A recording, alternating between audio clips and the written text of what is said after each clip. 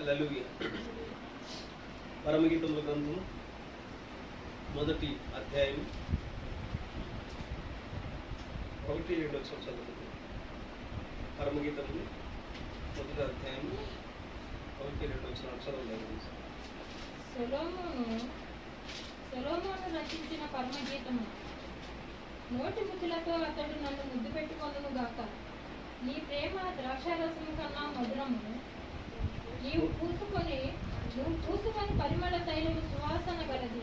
నీ పేరు పోయబడిన పరిమళ తైలంతో సమానము. కన్యకులు నిన్ను ప్రేమించెదరు.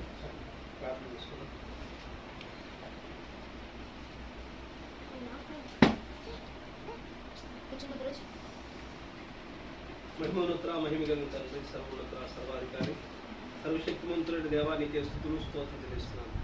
నిన్న నేడు నిరంతరం ఏకరీతైన మా ప్రభు యేసయ్యా, నీకే స్తుతులు స్తోత్రం నాయన.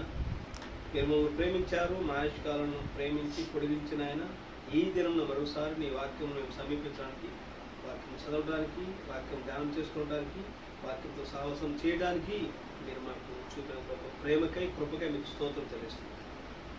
ఈ సమయంలో ప్రభావ మా వినికిలో చదువుకునే యొక్క లేఖన భావన, యొక్క పరిశుద్ధ లేఖన భావన ఆయన మీ చేతులను తీసుకొని మీరు వెలిచి వడ్డించమని ప్రార్థన చేస్తున్నాను. రొట్టె నీ చేతులను తీసుకొని వచ్చినప్పుడు అది అనేకులకు ఆశీర్వాదకరంగా మారింది ఆయన. ఈ వాక్యమైన రొట్టెను మీరు ఎవరోమని ప్రార్థన చేస్తున్నాను. ఈ వాక్యమైన రొట్టెకు నీ ఆత్మను రచ్చయమని, పరిశుద్ధాత్మ సహాయం మాకు అనుగ్రహించమని ప్రార్థన చేస్తున్నాను. సమస్త మహిమాగంత ప్రభావం మీరు పొందండి. యేసుక్రీస్తుని దివ్యనామమున అడిగి వేడుచు ప్రార్థన చేస్తున్నాము. ఆమె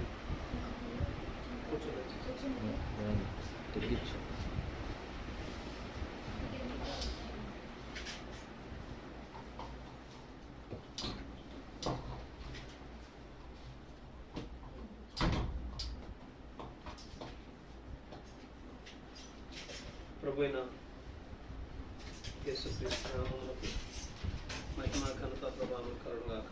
ఆమేన్. హల్లెలూయా. ఈ పరమగీతము గ్రంథము మొదటి అధ్యాయము మొదటి వచనం చదువు. సొలొమోను రచించిన పరమగీతము. చాలు ఈ మాట రాసుకోండి. సిర్ హస్సారీం.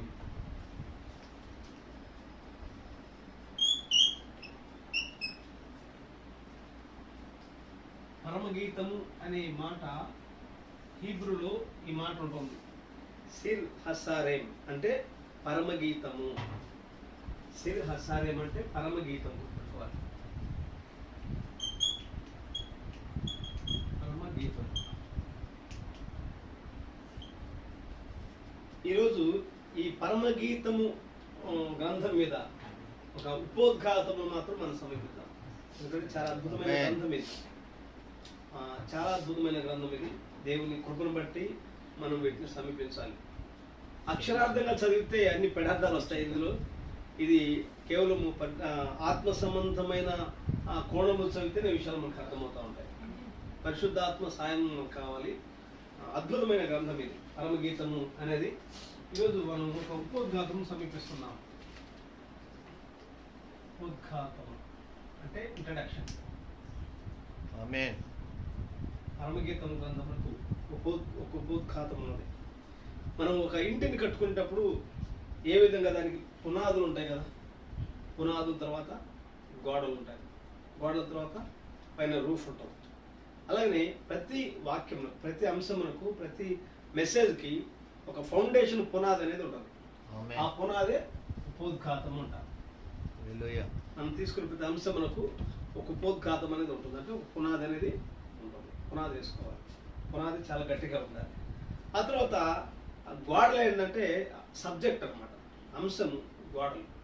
తర్వాత రూఫ్ ఏంటంటే అది ముగింపు, వర్తమానం యొక్క ముగింపు అయి ఉన్నది. ఇది ప్రసంగం యొక్క సారాంశం. ప్రసంగానికి పునాదులు ఉన్నాయి, తర్వాత దానికి అంశం సబ్జెక్ట్ ఉన్నది, తర్వాత ముగింపు ఉన్నది. ఇది ప్రసంగం యొక్క సారాంశం. ఈ యొక్క పరమగీతమునకు ఉపోద్ఘాతం మనం సమీపిస్తా ఉన్నాం. ఇదేంటంటే పరమగీతముల గ్రంథం అంటారు కానీ కాదు, ఇది పరమగీతము. ఇది పరమగీతము అంటే గీతములన్నింటిలో కల్లా గొప్ప గీతం ఇది. ఆమేన్. పరమగీతం అంటే గీతంలో కల్లా అన్నిటిలో కల్లా గొప్ప గీతం. ఇంగ్లీష్లో దీన్నేమో బాగా రాశారు, నేను చదువుతాను గమనించండి. మొదటి అధ్యాయం మొదటి వచనం. The song of songs which is Solomon's. Song of songs అని రాశారు ఇంగ్లీష్లో. పరమగీతం ఇంగ్లీష్లో ఏమన్నారంటే సాంగ్ ఆఫ్ సాంగ్స్ అన్నారు. అంటే గీతంలో కల్లా గీతం.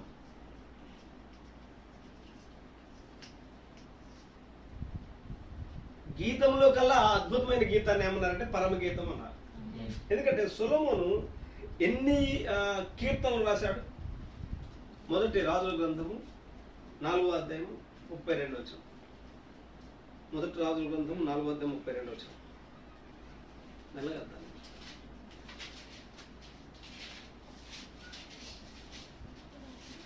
4వ అధ్యాయం 32 వచనం.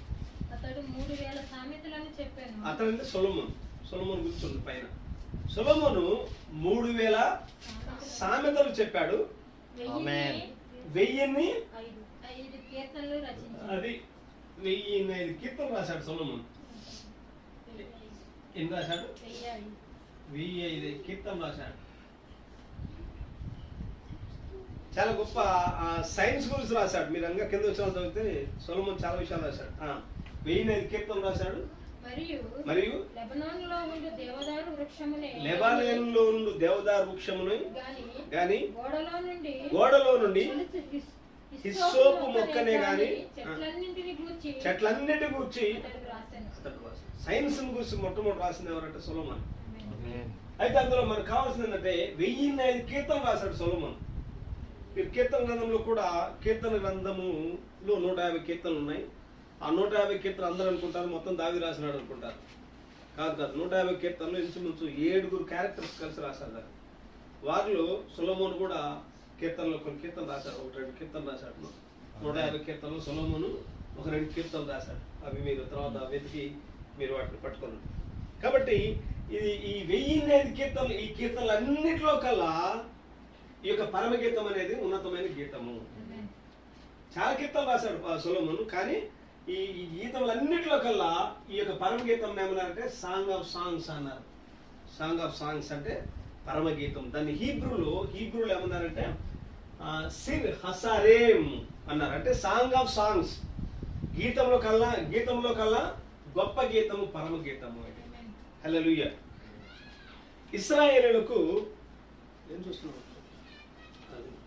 ఇశ్రాయేలులకు దేవుడు నిర్ణయించిన 7 పండుగలు ఉన్నాయి. ఆమేన్. అవి మీరు ఇంటికి వెళ్ళిన తర్వాత చదువుకున్నట్లయితే లేవియా కాండం 23వ అధ్యాయంలో ఉంటాయి. 23వ అధ్యాయంలో ఇశ్రాయేలుకు దేవుడు నిర్ణయించిన 7 పండుగల గురించి ఉంటాయి. ప్రతి ఒక్కొక్క పండగకు బైబిల్లో ఒక్కొక్క గ్రంథాన్ని చదువుకునేవారు యూదులు. మొదటి పండుగ ఏంటి? పస్కా పండుగ. ఉదాహరణకు పస్కా పండుగ దినమున యూదులు ఈ యొక్క పరమగీతం గ్రంథం చదువుకునేవారు. పస్కా పండుగ దినమున యూదులు ఈ యొక్క పరమగీతం గ్రంథమును అద్భుతంగా చదువుకునేవారు. దాన్ని ధ్యానం చేసేవారు. ఈ పరమగీతం గ్రంథం మొత్తము పస్కా పండుగ రోజున యూదులు చదువుకునేవారు, దాన్ని ధ్యానం చేసేవారు. అయితే ఈ యొక్క పరమగీతం గ్రంథమును యూదులు 30 సంవత్సరాల వయసు లోపల వారిని చదువునిచ్చేవారు కాదు. ఎందుకంటే వాళ్ళు అపార్థాలు చేసుకుంటారని, లేకపోతే అది వ్యక్తిగత శరీర సంబంధంగా అపార్థం చేసుకుంటారని వారిని చదువునిచ్చేవారు కాదు. 30 సంవత్సరాలు దాటిన తర్వాత ఆ యొక్క గ్రంథాన్ని చదవడానికి యూదులకు అనుమతించబడింది. ఆమేన్. కాబట్టి ఈ యొక్క పస్కా పండుగ దిన పరమగీతం గ్రంథం చదువుకునేవారు. తర్వాత మీకు అలాగనే ఆ పండుగలో 4వ పండుగ దగ్గరికి వస్తే 4వ పండుగ ఏంటంటే పెంతెకోస్తు పండుగ. ఆమేన్. 4వ పండుగ అంటే పెంతెకోస్తు. ఈ పెంతెకోస్తు పండుగ దినమున ఎస్తేరు గ్రంథం చదువుకునేవారు. హల్లెలూయా. పెంతెకోస్తు పండుగ దినమున ఎస్తేరు గ్రంథము చదువుకునేవారు. ఒకసారి చెప్పుకున్నాం మనం ఎస్తేరు గ్రంథం, గుర్తుందా? ఎస్తేరు గ్రంథం నుంచి ఒకసారి మాట్లాడుతున్నాం. హల్లెలూయా. ఇంకోటి పర్ణశాల పండుగ ఉంది. ఉదాహరణకు పర్ణశాలల పండుగ. ఈ పర్ణశాల పండుగ రోజున ప్రసంగి గ్రంథాన్ని చదువుకునేవాళ్ళు యూదులు. మనకు అర్థం కావడానికి పెళ్లి వివాహం ఉందనుకోండి, ఆ పెళ్లి రోజు కొన్ని ఫేమస్ తెలిసిన వాక్యాలు చదువుకుంటా ఉంటారు. ఆది కాండంలో ఆ దేవుడు ఆదాము ప్రకటనకు నుండి అవ్వను తీశాడు అనే భాగం చదువుతూ ఉంటారు. ఎఫెసీ పత్రికలో ఆ భార్య భర్త సంబంధం గురించి, యేసుక్రీస్తు సంఘం గురించి సాదృశ్యమైన సందర్భాలు 5వ అధ్యాయం 22వ వచనం చదివిస్తూ ఉంటారు. తర్వాత కానా వివాహం గురించి చదివిస్తూ ఉంటారు, వివాహం రోజున జ్ఞాపకార్థాన్ని. అలాగే యూదులు ఈ యొక్క పస్కా పండుగ వచ్చిందంటే ఎవరి గురించి ఏం చదివేవారు? పరమగీతమును చదువుకునేవారు. ఎందుకు పరమగీతం చదువుకునేవారంటే ఈ పరమగీతం గ్రంథంలో 2 క్యారెక్టర్స్ ఉన్నారు. ఒకటి ప్రియుడు, 2 ప్రియురాలు. ఆమేన్. ప్రియుడు, ప్రియురాలు. యూదుల యొక్క వాళ్ళ విధానంలో వాళ్ళు అర్థం చేసుకుంది ఏంటంటే వాళ్ళ ప్రియుడు ఎవరంటే దేవుడు యెహోవా. ఆమేన్. ఆ దేవుడు యెహోవా ప్రేమించిన ఆ ప్రియురాలు ఎవరంటే యూదా సంఘం. ఆ దృష్టిలో హల్లెలూయా. మమ్మల్ని దేవుడు ప్రేమించాడు. అంత అద్భుతమైన ప్రేమ సంబంధించిన గీతం ఇది. పరమగీతం గ్రంథం అంటే ఒక ప్రియుడికి ప్రియురాలు మధ్య సంబంధించిన ఒక గీతం ఇది. ప్రవక్త అసలు ఇక బైబిల్ గ్రంథమే ప్రియుడు తన ప్రియురాలను ప్రేమించి పంపించిన ప్రేమ లేఖ అన్నాడు. ఆమేన్. అంటే వారు చదివితేనే ఈ విషయాలు అర్థమవుతాయి, వేరే వాళ్ళు చదివితే ఇది అర్థం కాదు, కథలు అర్థమవుతాయి. కాబట్టి ఈ యొక్క పరమగీతం గ్రంథం యూదులు ఏ విధంగా అర్థం చేసుకునేవారంటే ప్రియుడు అంటే దేవుడు మమ్మల్ని ప్రేమించి, సంఘాన్ని ప్రేమించి, యూదులమైన మమ్మల్ని ప్రేమించి ఆయన పంపించిన యొక్క ప్రేమ లేఖ సొలొమోను ద్వారా రాశాడు అని యూదులు నమ్మేవారు. హల్లెలూయా. ఆమేన్. కాబట్టి యూదులకు ఆ విధంగా వారు ఆ విధంగా నమ్మేవారు. ఈ బైబిల్ గ్రంథము నేను చాలాసార్లు చెప్పాను, ఇద్దరి కోసం రాయబడింది. ఒకటి వాగ్దానం చేయబడిన ఇశ్రాయేలీయులు, ఆమేన్. 2 వాగ్దానం చేయబడిన వధువు. ఆమేన్. అంటే ఇద్దరి కోసం రాయబడింది. మిగతా విషయాలు చాలా విషయాలు రాబడ్డాయి, కానీ ఈ బైబిల్ గ్రంథం 66 గ్రంథాలు మొత్తము ఇద్దరి కోసమే రాయబడింది. హల్లెలూయా. ఒకటి వాగ్దానం చేయబడిన ఇశ్రాయేలు, 2వది వాగ్దానం చేయబడిన వధువు. మరి పాత నిబంధనలో వాగ్దానం చేయబడిన ఇశ్రాయేలే దేవునికి వధువుగా ఉన్నారు. ఉదాహరణకు బైబిల్ కొన్ని సందర్భాలు మనం చూస్తున్నాం. యెషయా గ్రంథం 54వ అధ్యాయం 5-6 వచనం చదువుకున్నాం. యెషయా గ్రంథం 54వ అధ్యాయం 5-6 వచనం.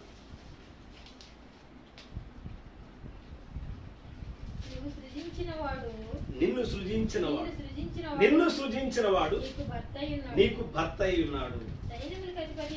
సైన్యములకు అధిపతియగు యెహోవా అని ఆయనకు పేరు. ఆమేన్. ఇక్కడ భర్త ఎవరు? నిన్ను సృజించిన వాడు దేవుడు యెహోవా. ఆమేన్. నిన్ను సృజించిన వాడంటే ఇశ్రాయేలు గురించి మాట్లాడుతున్నాడు. అంటే ఆయన భార్య, ఆయన ప్రియురాలు ఎవరంటే ఇశ్రాయేలు సంఘము. ఆమేన్. పాత నిబంధనలు వారు ఆ విధంగా అర్థం చేసుకొని ఆ పరమగీతములను చదువుకునేవారు. తర్వాత ఇర్మియా గ్రంథం 2వ అధ్యాయం 2వ వచనం. ఇర్మియా గ్రంథం 2వ అధ్యాయం 2వ వచనం. 2వ అధ్యాయం 2వ వచనం.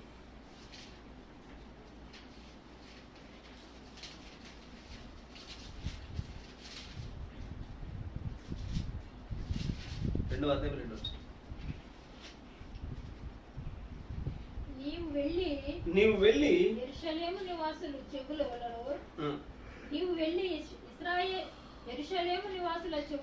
యెరూషలేము నివాసుల చెవులలో ఈ సమాచారం ప్రకటించు. అంటే వారికి వినబడేటట్టు ఈ సమాచారం, ఈ వర్తమానం ప్రకటించు.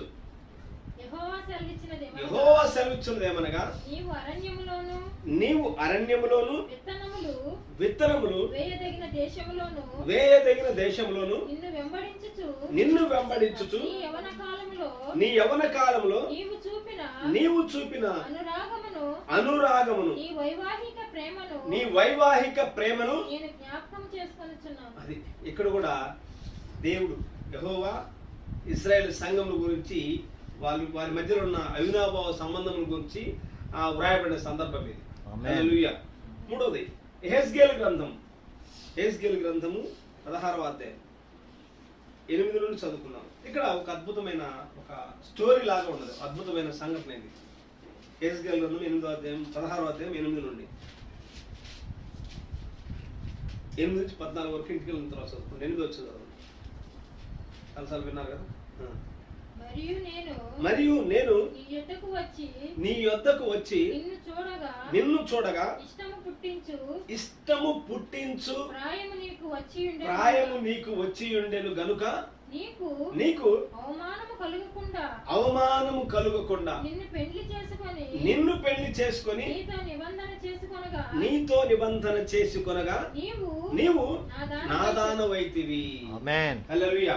అంటే యెహోవా యూదా సంఘంతో ఇశ్రాయేలుతో మాట్లాడుతున్నాడు. ఆ పై వచనాలు మీరు అందరూ చేశారు కదా, అక్కడ నుంచి చదివినట్లయితే అది ఎవరి గురించి అంటే ఇజ్రాయెల్ దేశం గురించి రాశాడు. అక్కడ సందర్భం ఏంటంటే, నీవు పుట్టిన దినమున నీ తల్లి నీ నాభి సూత్రం కోయబడలేదు, నీకు ఉప్పు రాయలేదు, నీకు బట్ట చుట్టలేదు, నేను కని నీ తల్లి అక్కడ పడేసింది.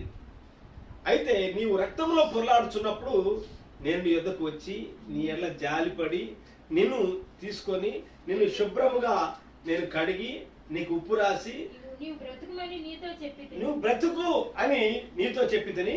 నీవు రక్తంలో పొర్లి ఉన్నను బ్రతుకుమని నీతో చెప్పితిని. మరియు నేను నేల నాటబడి చిగురు వృద్ధి అగునట్లు నేను నిన్ను వృద్ధిలోనికి తేగ నీవు ఎదిగి పెద్దవాడవై పెద్దదానవై ఆభరణ భూషితురాలవైతివి. ఇది ఇజ్రాయెల్ గురించి. నీ పుట్టిననాడు నీకు నాభి సూత్రం కోయలేదు, నీ తల్లిని పడేసినట్టు అర్థం ఏంటంటే, ఒకప్పుడు ఇజ్రాయెల్ దేశమునకు ఒక గుర్తింపు లేదు. హల్లెలూయా. ఇజ్రాయెల్ దేశమునకు ఒక గుర్తింపు అనేది లేదు. కొన్ని వందల సంవత్సరాలు వారు ప్రపంచ దేశాల్లో చల్లా చెదరైపోయారు. యూదులకు ఒక గుర్తింపు అనేది లేదు. దేశ నలుగురులో చెదరైపోయారు ఇశ్రాయేల్ అందరూ. అనేక అన్య రాజుల పరిపాలనలో అన్య దేశాల్లో భయంకరంగా చంపబడ్డారు, కొట్టబడ్డారు, కోయబడ్డారు, భయంకరంగా హింసించబడ్డారు. ప్రపంచ దేశం వారిని గుర్తించలేదు, అంటే వారికి గుర్తింపు లేని స్థితి. అటువంటి పరిస్థితిలో ఉన్న నేను నీ ఎదుకు వచ్చి నిన్ను హక్కును చేర్చుకొని నిన్ను ఒక దేశంగా సమకూర్చి నీకు ఒక నామకరణం చేసి ప్రపంచమే నేను గుర్తించినట్టుగా నేను చేశాను. హల్లెలూయా. అంతేకాదు, నీకు నేను ఎటువంటి వాగ్దానం చేశానంటే, మిమ్మల్ని ముట్టినవాడు నా కనుగుడ్డును ముట్టినట్టు. నేను ఇజ్రాయెల్ మర్చిపోతే నా కుడి చేయి తన నేర్పును మరచునుగా అన్నాడు. ఇజ్రాయెల్ నగరం మీద క్షేమముండునుగా అన్నాడు. ఇజ్రాయెల్ ప్రాకారంలో నెమ్మది కలుగునుగా అన్నాడు. ఇజ్రాయెల్ కొరకు ఎవరైతే ప్రార్థన చేస్తారో వారు దీవించబడతారు అన్నారు. ఆమేన్. కాబట్టి ఇజ్రాయెల్ కోసం దేవుడు అన్ని అద్భుతంగా గుర్తింపజేశాడు ఆయన. హల్లెలూయా. అంతేకాదు, ద్వితీయోపదేశకాండము 8వ అధ్యాయం 7వ వచనం చదువుకుందాం. ద్వితీయోపదేశకాండం 8వ అధ్యాయం 7వ వచనం. 8వ అధ్యాయం 7వ వచనం. నీ దేవుడైన యెహోవా నిన్ను మంచి దేశంలో ప్రవేశపెట్టి అది నీటి వాగులను లోయల్లో నుండి కొండల్లో నుండి పారు ఊటలను గల అగాధ జలములు గల దేశం. అది గోధుమలు, ఎవలు, ద్రాక్ష చెట్లు, అంజూరపు చెట్లు, దానిమ్మ పండ్లు గల దేశము. ఒలీవ నూనెయు తేనెయు గల దేశము. కరువు అనేది లేదంట ఆ దేశంలో. కరువు అనుకోకుండా నీవు ఆహారం తిను దేశం. అందులో నీకు ఏ లోపము ఉండదు. అది ఇరుపురాళ్ళు గల దేశము. దాని కొండల్లో నీవు రాగి త్రవి తీయవచ్చును. నీవు తిని తృప్తి పొంది నీ దేవుడైన యెహోవా నీకిచ్చిన మంచి దేశంలో అది అంతగా నేను నీ గుర్తింపు తీసుకొచ్చాను. నీ పరిస్థితి ఒకప్పుడు గుర్తింపు లేని పరిస్థితి, ఎవరు నేను పట్టించుకోలేని పరిస్థితి, ఉప్పు రాయలేని పరిస్థితి, నిస్సహాయ స్థితిలో ఉన్న పరిస్థితి, అనాథగా ఉన్న పరిస్థితి. కానీ నేను నీ ఎదుకు వచ్చి నిన్ను ప్రేమించి నిన్ను సరైన ఒక దేశంగా గుర్తించినట్టు చేసి నిన్ను పెద్దదానిగా చేసినప్పుడు నీవు ఆభరణ భూషితురాలు వైతివి. ఇప్పుడు ఎందుకు వచ్చి చదువుకున్నాం ఏజ్గలను 16:8 ఇందాక చదువుకున్నాం కదా ఒక మాట. 16 వచ్చిన 16:8. అయితే నేను నీ వద్దకు వచ్చి నిన్ను చూడగా ఇష్టము పుట్టించు ప్రాయము సకల దేశములకు ఆభరణం వంటి దేశముగా నువ్వు నిర్ణయించబడ్డావు, తయారు చేయబడ్డావు. ఇష్టం పుట్టించు ప్రాయం వచ్చింది, ఆ విధంగా నువ్వు నాకు కనపడ్డావు. నీకు అవమానం కలగకుండా నిన్ను పెళ్లి చేసుకొని నీతో నిబంధన చేసుకొనగా నీవు నా దానవైతివి. హల్లెలూయా. మరి ఇది ఎవరికి సంబంధించింది? యెహోవా ఇజ్రాయెల్ సంబంధించింది. ప్రియుడు దేవుడు, ప్రియురాలు తన సంఘం, ఇజ్రాయేలు సంఘం. ఆమేన్. కాబట్టి ఆ దేవుడు మా ప్రియుడు, మేము ఆయన సంఘము అని యూదులు నమ్మి ఈ యొక్క పస్కా పండుగ దినమున ఆ పరమగీతమును చదువుకునేవారు. ఎందుకంటే పరమగీతం అనేది అద్భుతమైన, ఇది ఒక లవ్ స్టోరీ. ఇది ఒక ప్రియుడికి ఒక ప్రియురాలకు మధ్యలో జరుగుతున్న సంభాషణ, ఇది ఆత్మ సంబంధమైన సంభాషణ. హల్లెలూయా. తర్వాత ఇంకా మీరు చదివినట్లయితే హోషేయ గ్రంథం 2వ అధ్యాయం 16 వచ్చిన చదువుకున్నాం. హోషేయ గ్రంథం 2వ అధ్యాయం 16 నుండి. హోషేయ గ్రంథం 2వ అధ్యాయం 16 నుండి.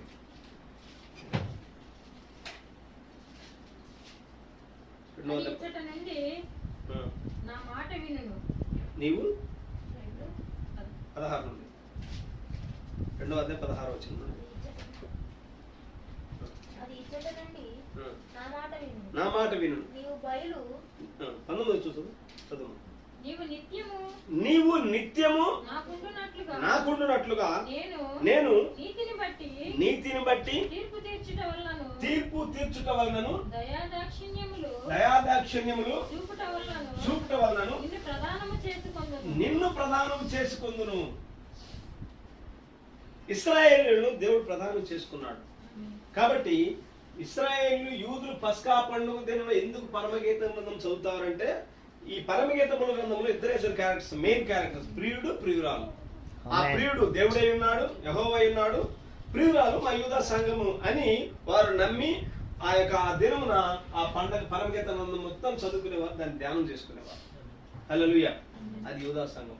మరి కొత్త నిబంధనలో క్రైస్తవ సంఘం వచ్చిన తర్వాత క్రైస్తవ ప్రియుడు యెహోవా, ప్రియురాలు యూదా సంఘం. ఇది పాత నిబంధన, ఓల్డ్ టెస్ట్మెంట్. పాత నిబంధనలో ఆ విధంగా ఉంది. మరి కొత్త నిబంధనలో వచ్చేసరికి కొత్త నిబంధనలో కూడా ప్రియుడు ప్రియురాలు సందర్భం ఉంది. అంటే పరలోక పెండ్లి కుమారుడు, భూలోక పెండ్లి కుమార్తె. హల్లెలూయా. ఆమేన్. 2వ కొరింథీయులకు రాసిన పత్రిక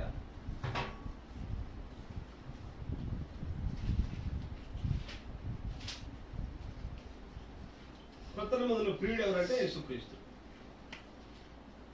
2వ కొరింథీయులకు రాసిన పత్రిక 11వ అధ్యాయం 2వ వచనం. దైవాసక్తితో మీ ఎడల ఆసక్తి కలిగి ఉన్నాను. ఎందుకనగా పవిత్రురాలైన కన్యకలుగా ఒక్కడే పురుషునికి అనగా క్రీస్తుకు సమర్పింపవలనని మిమ్మును ప్రధానము చేసి తిని. చాలు. ఇక్కడ కొత్త నిబంధనలు, పాత నిబంధనలేమో యెహోవా ప్రియుడు, యూదా సంఘము ప్రియురాలు. కొత్త నిబంధనలు ప్రియుడు ఎవరు? యేసుక్రీస్తు అయి ఉన్నాడు. మరి ఆయన ప్రియురాలు ఎవరంటే ఆయన రక్తం కాచి సంపాదించిన సంఘం, వధువై ఉన్నది. హల్లెలూయా. తర్వాత ఎఫెసీయులకు రాసిన పత్రిక, తనిక పౌలు ఇంకా వివరంగా రాశాడు. ఎఫెసీయులకు రాసిన పత్రిక 5వ అధ్యాయం 22వ వచనం గురించి, ఇక్కడ భార్యాభర్తల సంబంధం గురించి మాట్లాడుతూ క్రీస్తుకు సంఘమునకు సంబంధం గురించి పౌలు రాశాడు.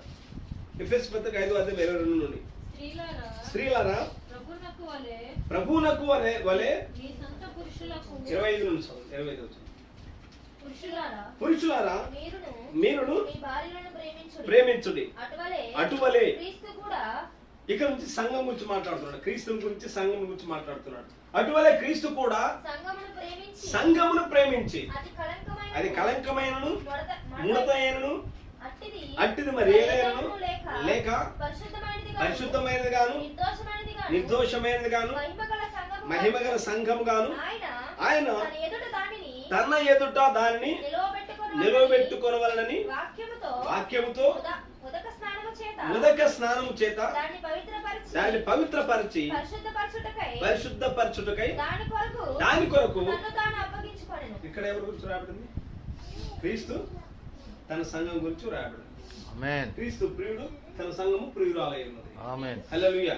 తర్వాత ప్రకటన గ్రంథం 19వ అధ్యాయం 7 నుంచి చదువుకుందాం. ప్రకటన గ్రంథం 19వ అధ్యాయం 7వ వచనం నుంచి. 7వ వచనం. అప్పుడు గొప్ప జనసమూహం శబ్దమును గొప్ప జనసమూహపు శబ్దమును, విస్తారమైన జలముల శబ్దమును, బలమైన ఉరుముల శబ్దమును, బలమైన ఉరుముల శబ్దమును, పోలుని యొక్క స్వరము, పోలిన యొక్క స్వరము, సర్వాధికారియగు సర్వాధికారియగు ప్రభునగు మన దేవుడు ఏలుచున్నాడు. ఏలుచున్నాడు. ఆయన స్తుతించుడి. అది గొర్రె గొర్రెపిల్ల వివాహ మహోత్సవ సమయము వచ్చినది. ఆమేన్. ఆయన భార్య తను తాను మరి ఇక్కడ ఎవరి గురించి రాబడింది? గొర్రెపిల్ల ఎవరు? ప్రభువైన యేసుక్రీస్తు. యేసుక్రీస్తు. గొర్రెపిల్ల భార్య ఎవరు? సంఘమే. ఇవన్నీ ఆమేన్. అలంకారప్రాయంగా రాబడిన సందర్భాలు ఇవన్నీ. అక్షరార్థంగా ప్రియుడు అంటే ఏదో ప్రియురాలు అంటే ఏదో విపరీతార్థాలు తీసుకోవడం కాదు. పరమగీతముల గ్రంథం అనేది అక్షరార్థంగా చదువుకోవద్దు, అది పెడార్థాలు వస్తాయి. ఇది అద్భుతమైన గ్రంథం, చాలా ఆత్మ సంబంధంగా దేవుడు తన ప్రియుడు తాను ప్రేమించే సంఘాన్ని గురించి వ్రాయించిన వర్ణన ఇది. ఆమేన్. హల్లెలూయా. అదే ప్రకటన గ్రంథం 21 అధ్యాయం 9 వచ్చు. ప్రకటన 21:9. అంతటా ఆ కడపటి 7 తెగులతో నిండిన 7 పాత్రలు పట్టుకొని ఉన్న ఇటు రమ్ము, పెళ్లి కుమార్తెను అనగా గొర్రెపిల్ల యొక్క భార్యను నీకు చూపెదను. మరి ఇక్కడ ఎవరి గురించి రాబడింది? గొర్రెపిల్ల భార్య అంటే ఎవరు? ఆయన వధువే. గొర్రెపిల్ల ఎవరు? యేసుక్రీస్తు అయి ఉన్నాడు. కాబట్టి ప్రియుడు ప్రియురాల సందర్భం ఇది. మీకు చెప్పేది అర్థమవుతుంది అనుకుంటున్నాను. ఆమేన్. ఈ పరమగీతం గ్రంథంలో ప్రియుడు ప్రియురాల మధ్యలో జరిగే సంభాషణ. ఆమేన్. ప్రియుడు అంటే పాత నిబంధనలో యెహోవా, ప్రియురాలు అంటే యూదా సంఘం. ఆమేన్. కొత్త నిబంధనలో ప్రియుడు అంటే యేసుక్రీస్తు, ప్రియురాలు అంటే ఆయన వధువు. ఆమేన్. ఆల్టుగెదర్ దీని అర్థం ఏంటంటే ఈ సంభాషణ అంతా పరలోక పెళ్లి కుమారుడు, భూలోక పెళ్లి కుమార్తె యొక్క భవిష్యత్ గృహము.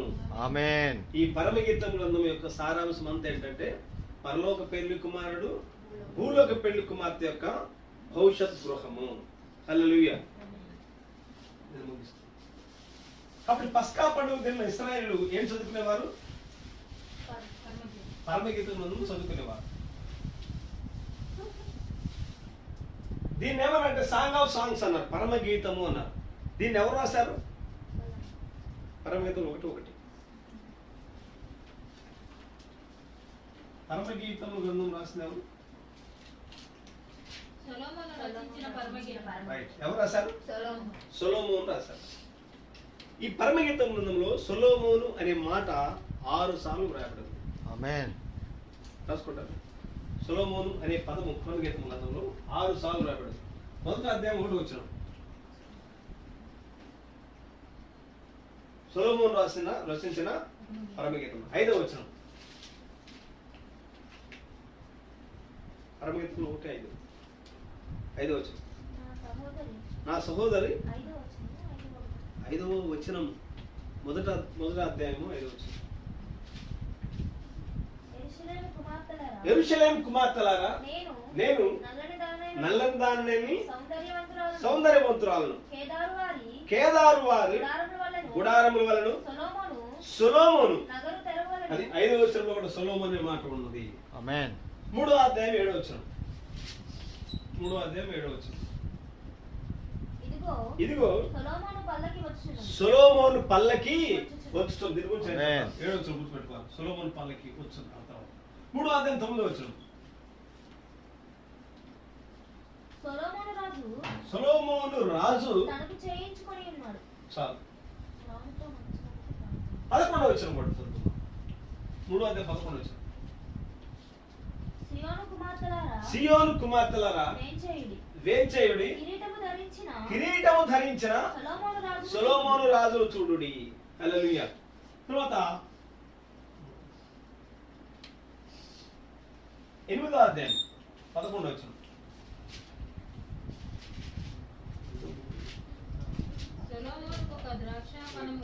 సొలొమోనుకు ఒక ద్రాక్షవనము చాలు. అంతే. సొలొమోను అనే మాట మొత్తం పరమగీతంలో 6 సార్లు ఉంది. 6 సార్లు రాయబడింది.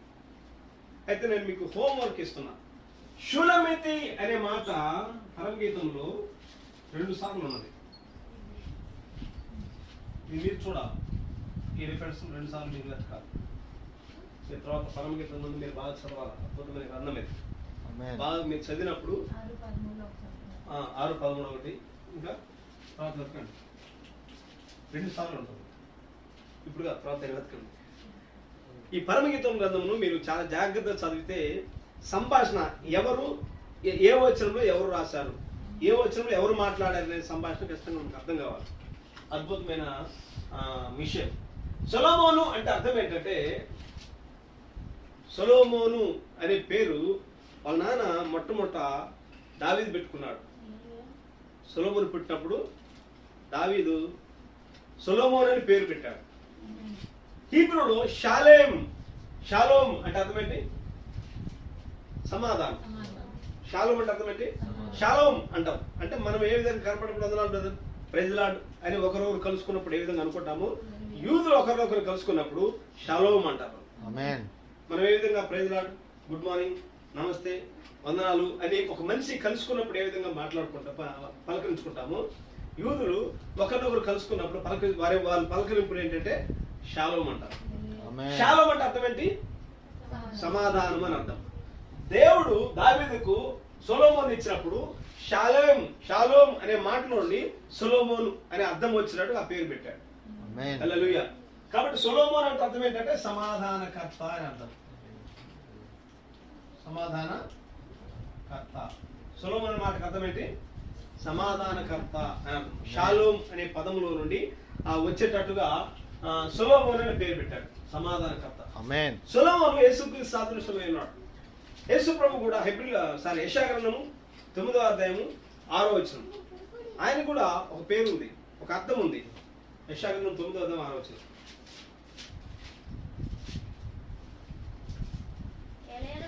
ఏలైనగా మనకు శిశువు పుట్టెను, మనకు కుమారుడు అనుగ్రహింపబడెను, ఆయన భుజం మీద రాజ్యభారముండును. ఆశ్చర్యకరుడు, ఆలోచనకర్త, బలవంతుడైన దేవుడు, నిత్యుడగు తండ్రి. రైట్, ఈ మాట కావాలి.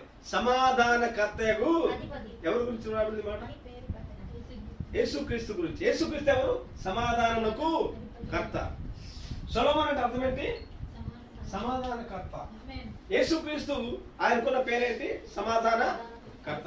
సొలొమోను was the type of the Jesus Christ. సొలొమోను యేసుక్రీస్తు సాదృశ్యమై ఉన్నాడు కాబట్టి ఆయన కూడా సమాధానకర్త అయి ఉన్నాడు. హల్లెలూయా. కాబట్టి వాళ్ళ నాన్న దావీదు సొలొమోను పెట్టిన పేరు ఏంటంటే సొలొమోను. తన కుమారుడు పెట్టిన పేరు సొలొమోను. తర్వాత ప్రవక్త ఒక పేరు పెట్టాడు సొలొమోను, యెదీద్యా. ప్రవక్త ఒక దావీదు దగ్గరకు ఒక ప్రవక్త వచ్చాడు. దావీదు తప్పు చేసినప్పుడు, బత్షెబా దగ్గర చేసినప్పుడు ఆ ప్రవక్త వచ్చి దావీదు గద్దించాడు. ఆ ప్రవక్త వచ్చి సొలొమోనుకు మరొక పేరు పెట్టాడు. ఆ పేరు ఏంటంటే సొలొమోనుకున్న ప్రవక్త పెట్టిన సేవకుడు, ప్రవక్త పెట్టిన పేరు ఏంటంటే యెదీద్యా. యెదీద్యా అంటే యెహోవాకు ప్రియుడు అని అర్థం. యెహోవాకు ప్రియుడు. ప్రవక్త పెట్టిన పేరు ఇది. యదీద్ అంటే ప్రియుడు అని అర్థం. యా అంటే యావే, యెహోవా అని అర్థం. యదీద్ ప్లస్ యా, యదీద్యా అంటే యెహోవాకు ప్రియుడు. యదీద్ అనే పేరు కూడా సొలొమోనుదే. అయితే ప్రవక్త పెట్టిన పేరు సొలొమోను పేరు ఒకటి. సొలొమోను పేరు ఎవరు పెట్టారు? దావీదు పెట్టారు, దావీదు పెట్టాడు. యదీద్ అనే పేరు ఎవరు పెట్టారు? ఓ ప్రవక్త పెట్టారు. నాతాను అనే ప్రవక్త యదీద్ అనే పేరు పెట్టాడు. ఇదే సొలొమోను. ఆమేన్. తర్వాత సొలొమోను ప్రసంగం చేస్తూ ఉన్నాడు. బాగా జనాలు ప్రసంగం చేస్తున్నప్పుడు ప్రజలు పెట్టిన పేరు ఏంటంటే ప్రసంగి అని పేరు పెట్టాడు. ప్రసంగి కూడా సొలొమోనే. ఆమేన్. హల్లెలూయా. కాబట్టి ఈ సొలొమోను గురించి చాలా అద్భుతమైన వివరణ ఉంది. ఈ గ్రంథమును రాసిన గ్రంథకర్త ఎవరంటే సొలొమోను. ఆమేన్. ఎన్నో కీర్తనలు రాశాడు కానీ ఈ యొక్క కీర్తన ప్రత్యేకమైన కీర్తన, అద్భుతమైన కీర్తన. ఇది నేను చూపిస్తున్నా, ఓకేనా? నేను పోద్ఘాతం దగ్గర ఉన్నా. ప్రభు చెప్పినైతే నేను మళ్ళా వెళ్ళమని వెళ్దా. అసలు దీని జోలే వెళ్ళరు చాలా మంది. ఈ గ్రంథం జోలే వెళ్ళరు. ఈ పరమగీతం గ్రంథం ఇది ఎప్పుడు రాయబడిందంటే BC క్రీస్తు పూర్వము 965 సంవత్సరంన ఈ యొక్క గీతాన్ని సొలొమోను రాశాడు. క్రీస్తు పూర్వము 965 సంవత్సరంన ఈ యొక్క పరమగీతం గ్రంథమును సొలొమోను రాశాడు. ఈ గ్రంథంలో బైబిల్ గ్రంథంలో ఇది 22వ పుస్తకం. పరమగీత గ్రంథం అనేది మొత్తం ఎన్ని పుస్తకాలు ఉన్నాయి? మొత్తం బైబిల్ గ్రంథంలో మొత్తం ఎన్ని పుస్తకాల సముదాయము? 66 పుస్తకాల్లో ఒకటి నుంచి లెక్క పెట్టుకుంటే 22వ పుస్తకం పరమగీతం గ్రంథం. ఈ గ్రంథంలో 108 అధ్యాయాలు ఉన్నాయి. 8 అధ్యాయాలు. ఈ గ్రంథంలో 115 వచనాలు ఉన్నాయి. 115 వచనాలు ఉన్నాయి. కాబట్టి అద్భుతమైన గ్రంథం. 13 ప్రశ్నలు ఉన్నాయి ఈ గ్రంథంలో. 13 ప్రశ్నలు ఉన్నాయి.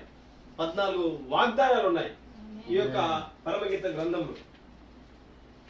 మీరు జాగ్రత్తగా వీటిని గమనిస్తే నేను త్వరగా ముగిస్తాను.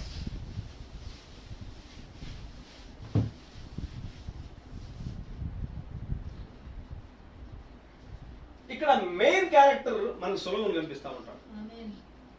ఎక్కువ మంది దీన్ని ఏ విధంగా వర్ణిస్తూ ఉంటారంటే, బయల్హామోను అనే ప్రాంతమున ఒక యవనస్తురాలు ఉన్న కన్యక, ఆమె పేరు షూలమితి. ఆమె ఒక గొల్లవాని ప్రేమలో పడింది. గొల్లవాడే ఆమె ప్రియుడు. సొలొమోను క్యారెక్టర్ విలన్ క్యారెక్టర్ గా చాలా మంది బోధిస్తూ ఉంటారు. వాస్తవానికి జాగ్రత్తగా గమనిస్తే సొలొమోను అక్కడ రాజు, తర్వాత కాపరి ఎవరంటే యేసుక్రీస్తే. రాజు, గొర్రెల కాపరి కూడా యేసుక్రీస్తే. ఆయన రాజులకు రాజు, నేను గొర్రెలకు మంచి కాపరి అయి ఉన్నాడు. ఒక అద్భుతమైన గీతం రూపంలో, పోయిటరీ రూపంలో సొలొమోను క్రీస్తుకు సంఘముకు సంబంధించిన భాగాన్ని రాశాడు. అది ఎవరంటే యేసుక్రీస్తే ఆ వరుడు అయి ఉన్నాడు. యేసుక్రీస్తే పెళ్లి కుమారుడు అయి ఉన్నాడు. యేసుక్రీస్తు ఆ ప్రియుడై ఉన్నాడు. మన ప్రియుడికి కరెక్ట్ గా పర్ఫెక్ట్ గా సరిపోయే వధువు ఎవరంటే షూలమితి. షూలమితి షూలమితి అంటే అర్థం ఏంటంటే పర్ఫెక్ట్ అని అర్థం. పర్ఫెక్ట్ అంటే పరిపూర్ణత అని అర్థం. షూలమితి పర్ఫెక్ట్, అది కరెక్ట్ పర్ఫెక్ట్ అంటాం మనం. పర్ఫెక్ట్ అంటే పరిపూర్ణత అని అర్థం. ఈ ప్రియుడు సొలొమోను, తర్వాత ప్రియురాలు షూలమితి, వీరి మధ్యలో జరిగిన ఆ ప్రేమ గాథ, ఆ ప్రేమ సంభాషణ ఈ యొక్క పరమగీతంలో. హల్లెలూయా. అయితే ఈ పరమగీతముల గ్రంథంలో దేవుడు అనే మాట మనకు కనపడదు. 8వ అధ్యాయం మొత్తం మీరు చదివితే దేవుడు అనే పదం మనకు కనపడదు. 2 పుస్తకాల్లో మాత్రమే దేవుడు అనే పదం కనపడదు బైబిల్లో. ఒకటి ఎస్తేరు గ్రంథం, చెప్పుకున్నాం కదా. ఎస్తేరు గ్రంథంలో దేవుడు అనే మాట లేదు. పరమగీతం గ్రంథంలో కూడా దేవుడు అనే మాట లేదు. రెండోది, ఈ పరమగీతముల గ్రంథంలో బైబిల్లో పాత నిబంధనలు ప్రతి పుస్తకంలో ప్రవచనాలు కదా. ఒక్కొక్క ప్రవచనం మించు క్రొత్త నిబంధనలు వాటి నెరవేర్పు ఉంటుంది. అంటే ఆ ప్రవచనాలు క్రొత్త నిబంధనలు ఎత్తి రాశారు. ప్రభు అంటాడు కదా, ఉదాహరణకు ఆయన ఒక సందర్భం మాట ఎత్తి రాసి, ఇది మీ దావీదు రాసిన పుస్తక కీర్తనలో రాయబడింది కదా అని అంటాడు. అంటే కీర్తనలో భాగాన్ని ఎత్తి చెప్పాడు. పౌలు కూడా చాలా సందర్భాల్లో ఆ ధర్మశాస్త్ర గ్రంథంలో నుండి, కీర్తన గ్రంథంలో నుండి చాలా వచనాలు ఎత్తి రాశాడు క్రొత్త నిబంధనలు. కానీ ఈ పరమగీతం గ్రంథంలో ఏ ఒక్క భాగం కూడా, ఏ ఒక్క మాట కూడా క్రొత్త నిబంధనలు కనిపించలేదు, అంటే రాయలేదు. అయినను ఈ యొక్క పరమగీతం గ్రంథము దేవుడే పరిశుద్ధాత్మ ప్రేరేపణతో ఈ పరిశుద్ధ గ్రంథంలో దేవుడు పొందుపరిచాడు దీన్ని. బైబిల్ పేరేంటి? పరిశుద్ధ గ్రంథం కదా. పరిశుద్ధ గ్రంథంలో ఎన్ని గ్రంథాలు ఉన్నాయి? 66 గ్రంథాలు ఉన్నాయి. అంటే ప్రతి గ్రంథం కూడా పరిశుద్ధమైనది. వాటిలో పరమగీతం గ్రంథం కూడా పరిశుద్ధమైనది. ఇక ఇది అద్భుతమైన గ్రంథం. చదువుతాము, అది మనం చదవకూడదు అది అనుకుంటా, కానీ అది అద్భుతమైన ప్రేమ వర్ణన. దేవుడు తన రక్తం ఇచ్చి మనల్ని కొని ఆయన ఏ విధంగా ప్రేమించాడో తన సంఘమును ఆ తెలియపరిచే గ్రంథమే ఈ యొక్క పరమగీతం గ్రంథం. హల్లెలూయా. కాబట్టి రాజు షూలమితి, రాజు కాపరి ఎవరో కాదు కానీ యేసుక్రీస్తు అయి ఉన్నాడు. షూలమితి ఎవరో కాదు కానీ పర్ఫెక్ట్ ఆయన సంఘం అయి ఉన్నది, ఆయన వధువు అయి ఉన్నది. హల్లెలూయా. అయితే నేను కొన్ని విషయాలు చెప్పేసి ముగిస్తాను. ఇదంతా ఒక్కొక్క నేను చెప్పేది తర్వాత నేను అంశంలోకి వెళ్తాను. ఇప్పుడు కాదు, మన నెక్స్ట్ వీక్ కూడా.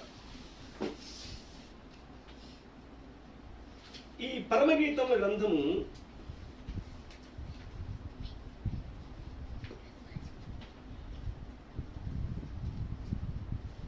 మూడు భాగాలు విభజించబడింది. ఒకటి, మొదటి అధ్యాయం మొదటి అధ్యాయం 1 నుంచి 3వ అధ్యాయము 5వ వచనం వరకు ఇది ఒక భాగం.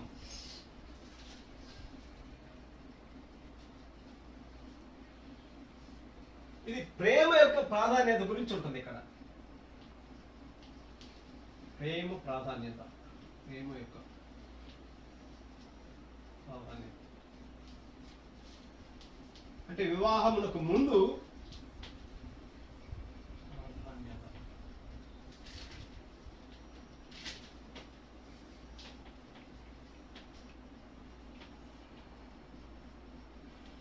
రెండవ భాగం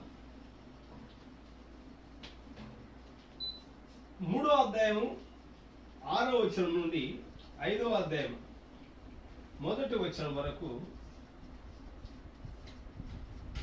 ఇది ప్రేమ వివాహం గురించి ఉంటుంది. ఇక్కడ హల్లెలూయా. ప్రేమ వివాహం.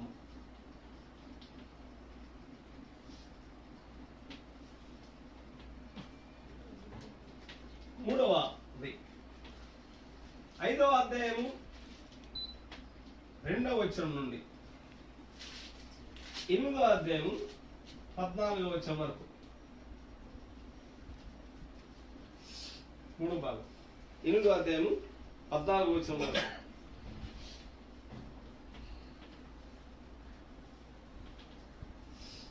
ప్రేమ వృద్ధి చెందటం.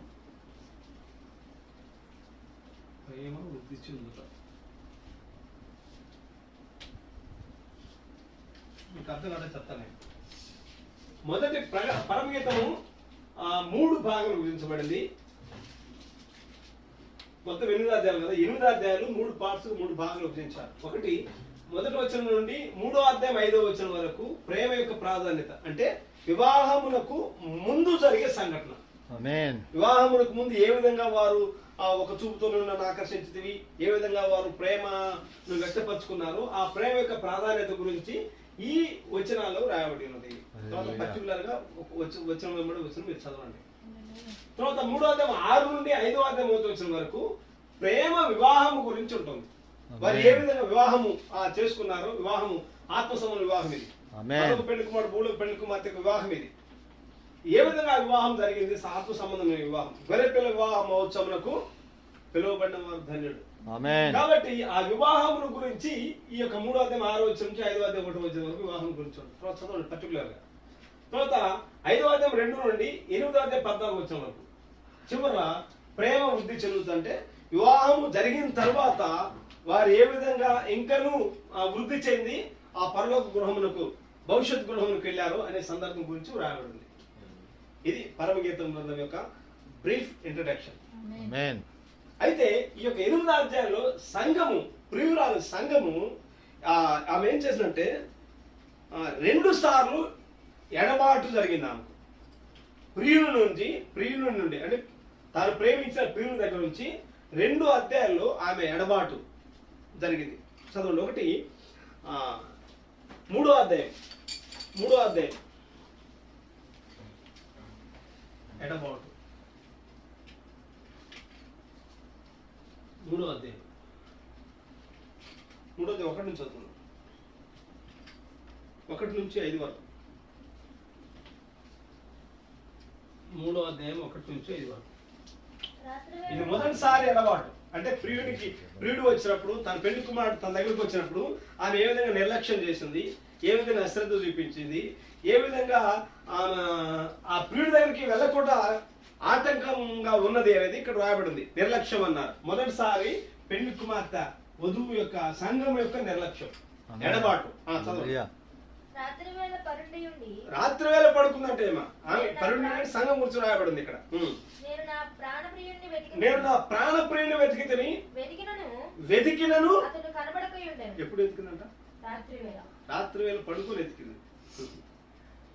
కానీ బైబిల్లో ఒక స్త్రీ ఉన్నది, 10 వెండి నాణ్యములు కలిగిన ఒక స్త్రీ. ఆమె ఒక 10 వెండి నాణ్యములు ఒక స్త్రీ కలిగి ఉన్నది.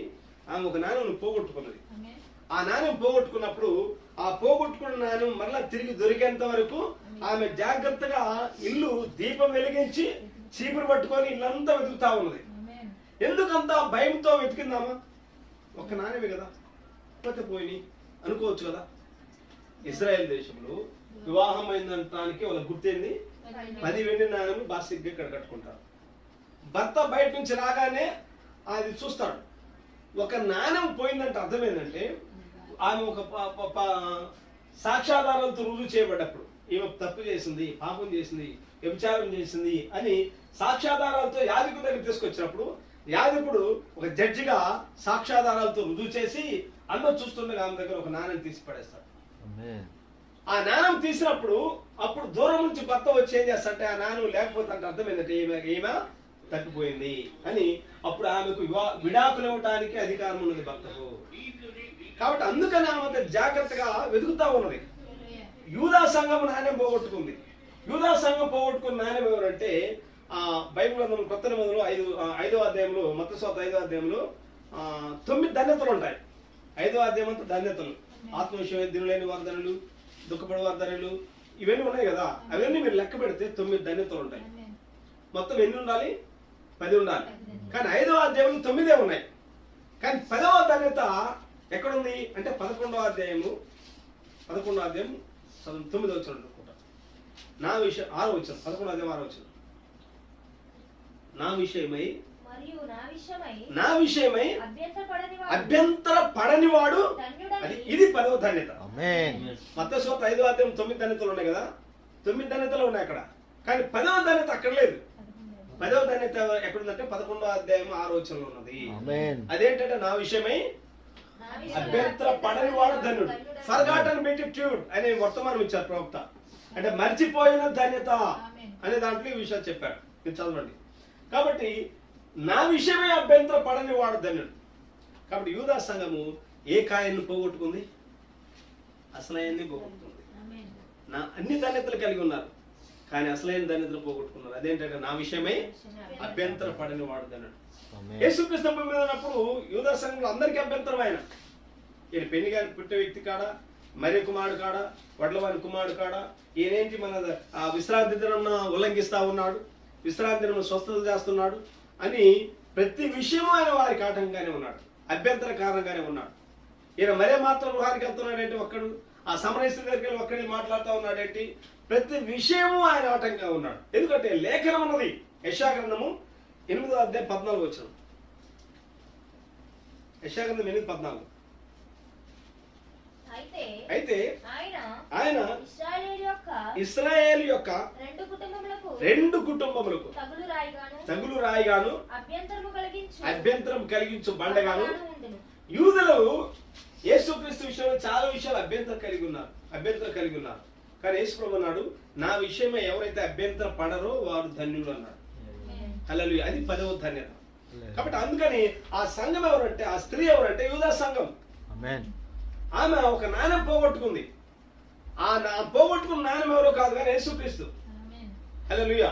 ధర్మశాస్త్రం అంతా వారికి ధర్మశాస్త్రం ఆ ఆజ్ఞలు తెలుసు, ధర్మశాస్త్ర కట్టడలు తెలుసు, ధర్మశాస్త్రం యొక్క విధులు తెలుసు, అన్ని ఆచరిస్తా ఉన్నారు. దొంగతనం చేయరు, పాపం చేయరు, వ్యభిచారం చేయరు, తల్లిదండ్రులు లోబడే వాళ్ళు, తూచా తప్పకుండా చట్టాలు అనుసరించేవారు. కానీ అసలైన కాయను పోగొట్టుకున్నారు వాళ్ళు. వాళ్ళ ప్రవక్తలు ప్రవచించిన ప్రవక్త దేవుడు శరీరధారిగా వారి మధ్యలో నడుస్తా ఉన్నప్పుడు ఆయన త్రోసేశారు. అసలు ఆయన త్రోసేశారు అంటే ఆ కాయను పోగొట్టుకున్నారు. ఆ కాయను జాగ్రత్తగా వెతకాలి. కొత్త సంఘమైన కానీ ఆ క్రీస్తును వెతకాలి. ఆయన పొందుకుంటేనే వారి జీవితం ధన్యం. హల్లెలూయా. కాబట్టి ఇక్కడ ఈమె పరమగీతం 3వ అధ్యాయంలో ఏం చేసిందంటే రాత్రి వేళ పడుకొని ఎప్పుడు వెతుకుతుంది? అది వెతికే సమయమేనా? పైకి పడుకొని వెతుకుతున్నారు. వెతికినను అతడు వెతికేటలో కూడా సరైన రీతిలో వెతకాల. నేను ఎప్పుడు లేచేదను సంత వీధుల్లోను రాజవీధుల్లోను తిరుగుదును, నా ప్రాణ ప్రియుని వెతుకుదును అని నేను అనుకుంటుని. నేను వెతికినను అతడు కనబడలేదు. అసలు ప్రభు ఏమన్నాడు? వెతుకుడి మీకు కానీ ఈమె సరైన రీతిలో వెతకలేదు. టైం అయిపోయిన తర్వాత తన ప్రాణప్రియుడు తన దగ్గరికి వచ్చి వెళ్ళిపోయిన తర్వాత అప్పుడు హరిబెర్లో అడావుల్లో ఆమె వెతుకుతా ఉన్నది. పట్నం వెంబడి వెళ్ళింది, అనేక స్థలాలు వెళ్ళింది, వెతకవలసిన అన్ని రాజవీధుల్లో వెతికింది, కానీ ఆమె ప్రియుడు కనపడలేదు. పట్టణమందు సంచరించు కావలివారు ఈ కావలివారు నాకెదురు పడగా మీరు నా ప్రాణప్రియుని చూచితిరా అని నేను అడిగితిని. నేను వారిని విడిచి కావలి వారిని అడిగితే ప్రియుడు దొరకడు, వారి దగ్గర సమాధానం లేదు. కావలి వారు అంటే డెమాన్ పాస్టర్లు, వారు ఏంటంటే గ్రూపిజం పెట్టుకుంటారు. కావలి వారు ఏంటంటే గ్రూపిజం అంట. వారి దగ్గర ఏం తెలుసు, వారిని అడిగితే వాళ్ళకి ఏం తెలుసు అంటే గ్రూపిజాలు తెలుసు. మాది ఈ గ్రూపు, మాది బ్యాప్టిస్టు, మాది లోదరను, మాది సిఎస్ఐ, మాది పెంతెకోస్తు, మాది ఆ గ్రూపు, ఈ గ్రూపు, ఆ గ్రూపు తెలుసు, కానీ ప్రాణప్రియుడు అనే యేసుక్రీస్తు గురించి మాత్రం వారు చెప్పరు. అక్కడ వారి దగ్గర సమాధానం లేదు. వారిని విడిచి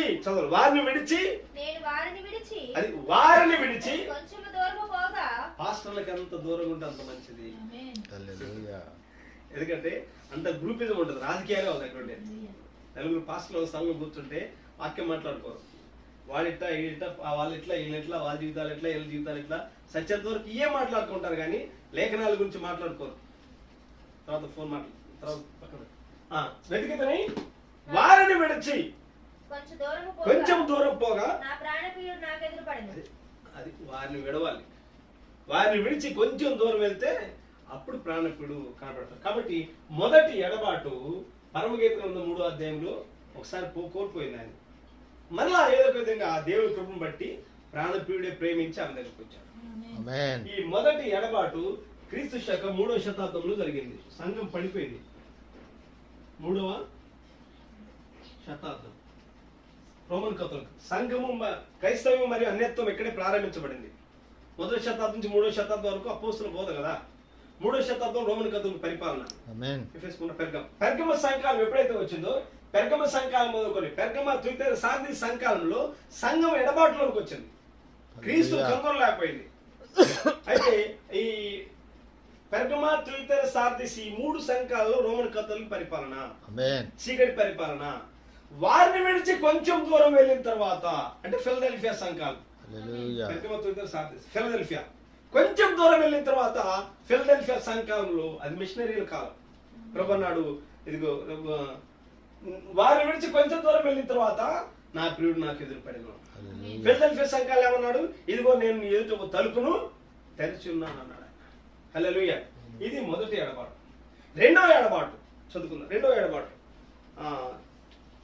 పరమగీతం గ్రంథము 5వ అధ్యాయము 5వ అధ్యాయం అనుకుందాం. 5వ అధ్యాయం 2 నుండి.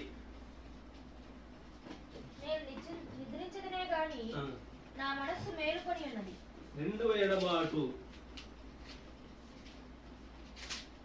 5వ అధ్యాయం ఉంటుంది. 5వ అధ్యాయం 2 నుండి 7 వరకు. నేను నిద్రించితేనే గాని నా మనసు మేల్కొని ఉన్నది, నా సహోదరి, నా ప్రియురాల, నా పావురమా, నిష్కలంకురాల. ఇది ఎవరు అసలు ఈ మాట మాట్లాడదు? ఆ వచనంలో ఇద్దరు మాట్లాడుతూ ఉన్నారు. అంత జాగ్రత్త చదవాలి పరమగీతం. నేను నిద్రించితేనే కానీ నా మనసు మేల్కొని ఉన్నది, అది మాట్లాడింది ఒకరు. తర్వాత వెంటనే ప్రియుడు మాట్లాడుతూ ఉన్నాడా, నా సహోదరి, నా ప్రియురాల, నా పావురమా, ఆలకింపుము. ఇక్కడ మరలా తన సంఘం దగ్గరకు వచ్చి ప్రభు తడతా ఉన్నాడు. నా తల మంచు తడిసినది, నా వెంట్రుకలు రాత్రి కురియు చినుకులకు తడిసినవి. నాకు తలుపు తీయమనుచు నా ప్రియుడు వాకిలి తట్టుచున్నాడు. హల్లెలూయా. అప్పుడు ఏమో రెండోసారి ఎడబాటు. పరమగీతంలో ఈ సంఘము 2 సార్లు ఎడబాటు కలిగింది క్రీస్తును, తన ప్రియుడిని. మొదటి ఎడబాటు ఎక్కడుంది? 3వ అధ్యాయం. మరలా ఏదో ఒక విధంగా ఆ ప్రియుడు కనుగొన్నదాను. రెండవ ఎడబాటు 5వ అధ్యాయంలో ఉన్నది. ఈ 5వ అధ్యాయంలో కూడా ప్రియుడు వచ్చి ఒకసారి డోర్ కొడతా ఉన్నాడు, తలుపు కొడతా ఉన్నాడు. ఈ తలుపు కొట్టే సందర్భం మనకి ఎక్కడ గుర్తొస్తుంది? వెంటనే గుర్తు చెప్పాలి. ఇదిగో నేను ఎక్కడది లవోదికయ సంఘం. ఇక్కడ లవోదిక సంఘంలో కూడా రెండోసారి ఆమె ఎడబాటు కలిగి ఉంది సంఘం. లవోదిక సంఘంలో ప్రభు లేడు. ఇదిగో చదువున్నమాట ప్రకటన గ్రంథం 3వ అధ్యాయం 20 వచనం.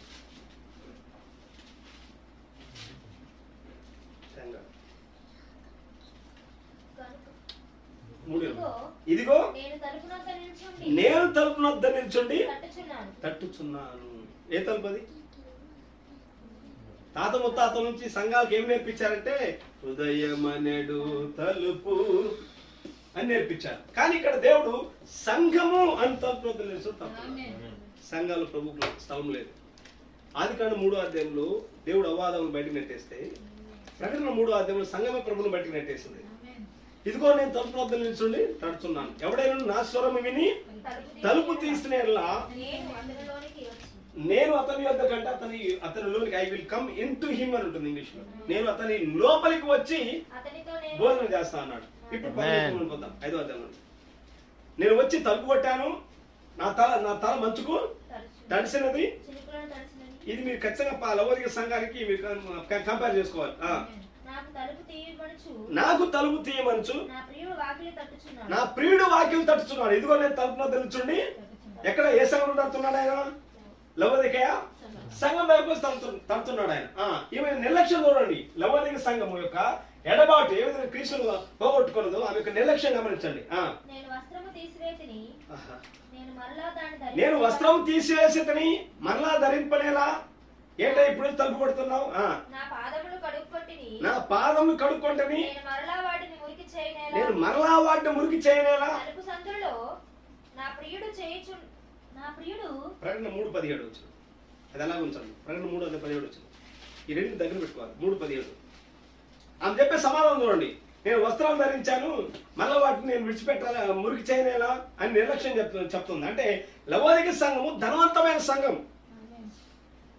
ప్రభు అన్నాడు 17 వచ్చిన 17 నువ్వు దౌర్భాగ్యుడవును, దిక్కుమాలిన వాడవును, దౌర్భాగ్యపు ఆలోచనలే. నేను పడుకున్నాను, నేను మళ్ళీ లేలేను, నిర్లక్ష్యము, చాలా బిజీ, చాలా ఎమర్జెన్సీ పని ఉంది, ఇప్పుడు రాని ప్రార్థనకు, ఇప్పుడు కాదు, మాకు అవసరం ఉన్నప్పుడు, మాకు వీలు ఉన్నప్పుడు కాదు. నువ్వు దౌర్భాగ్యుడు, నువ్వు దిక్కుమాల వాడవు, దరిద్రుడవు, గుడ్డివాడవు, దిగంబరుడవు ఉన్నావని ఎరుగక ఈ మాటలు చెప్తున్నావు. నేను ఇప్పుడు లగ్జరీగా ఉన్నా, నేను చాలా బిజీ చాలా షెడ్యూల్ కలిగి ఉన్నాను, చాలా మినిస్ట్రీ చేయాలి, చాలా అనాథలకు మేము సాయం చేయాలి. ఇవి ఈ పనిమాల ఆలోచన చెప్తా ఉన్నారు. ఇప్పుడు చదువుండి అన్నమాట. నా తల మంచు తడిసినది, నేను మా వస్త్రం ధరించుకోండి, మరలా దాన్ని ధరింపనేలా. నా పాదములు కడుక్కొంటిని నేను మరలా వాటిని మురికి చేయనేలా. తలుపు సందులో నా ప్రియుడు తన చేయి ఉంచగా నా అంతరంగము అతని ఎడల జాలికొనను. నా ప్రియునికి తలుపు తీయలేచితిని. నా చేతుల నుండి నా వేల నుండి జటామాంసి గడియల మీద. జటామాంసి గడియలు అంటే పర్ఫ్యూమ్స్ కొట్టుకోవటం. హై రిచ్ ధనవంతమైన సంఘం లవోదిక సంఘం. ఉన్నతమైన ధనవంతమైన స్థితిలో ఉండి దిగలేకపోయింది కిందికి, తన స్టేజ్ దిగలేకపోయింది. ప్రియుడు సామాన్య రీతిలో వచ్చి తలుపుతా ఉన్నాడు. హల్లెలూయా. సింప్లిసిటీలో వచ్చాడు ఆయన, సామాన్య రీతిలో వచ్చాడు.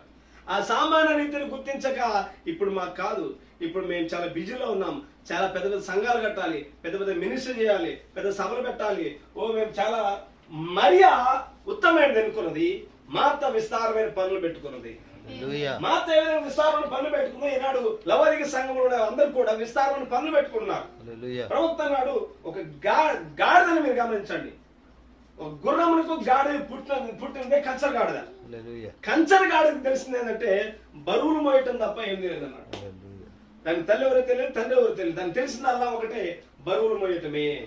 ఈనాడు అందరూ మాకు రెస్ట్ లేదు బ్రదర్, అలసిపోయాం బ్రదర్, ఓ మా ఆత్మ భారము అని తిరుగుతా ఉన్నారు. కానీ ఆ ప్రియుడు సంధించినప్పుడు, ప్రియుడు సామాన్య రీతిలో తన ముందు ప్రత్యక్షమైనప్పుడు గుర్తించలేకపోతా ఉన్నాడు. ఆమేన్. ఏ విధంగా ఉన్నాడు ప్రియుడు? సామాన్య రీతిలో ఓ ప్రవక్త రూపంలో, ఓ సామాన్యమైన సేవకుని రూపంలో వాక్యం పట్టుకొని వర్తమానం తీసుకొని ఆమె దగ్గరకు వచ్చినప్పుడు, ఈమె లవోదిక సంఘం ధనవంతమైన సంఘం కదా, మీరు చెప్పేది మాకు అవసరం లేదు, మన పెద్ద పెద్ద అయ్యగారులు ఉన్నారు, బిషప్లు ఉన్నారు, పెద్ద పెద్ద మేధావులు ఉన్నారు, మా అయ్యగారు చెప్తే మేము వింటామనే నిర్లక్ష్య ద్వారానే పర్ఫ్యూమ్స్ కట్టుకుందామా, చేతులకు జటావంశి అత్తలు స్రవిస్తా ఉన్నాయి. చదవమ్మా. నా ప్రియునికి నేను తలుపు తీయనంతలో, నా ప్రియునికి నేను తలుపు తీయనంతలో అతడు వెళ్ళిపోయాడు. టైం అయిపోయింది. ఆమేన్.